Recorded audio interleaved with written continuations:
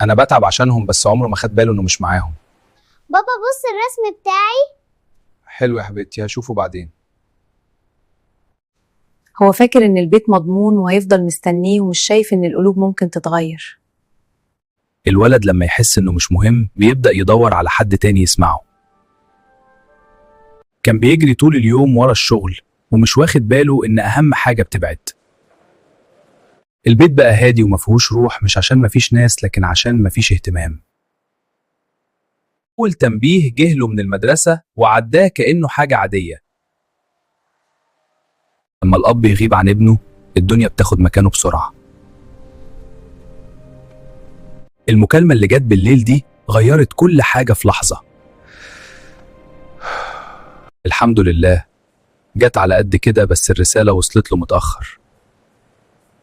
أول مرة يحط الموبايل بعيد ويمسك إيد ابنه بإيده. هو أنا مهم عندك يا بابا؟ هو أنا مهم عندك يا بابا؟ السؤال ده كسره من جوه. الندم إحساس تقيل قوي، بس لسه في فرصة تتصلح. المرة دي اختار يكون معاهم وساب كل حاجة تانية. متستناش تحصل مصيبة عشان تفوق. الوقت مع عيالك مش بيتعوض. لو وصلتوا لحد هنا ما تنسوش تعملوا لي اشتراك في القناة ولايك وكومنت عشان تشوفوا كل فيديوهاتي.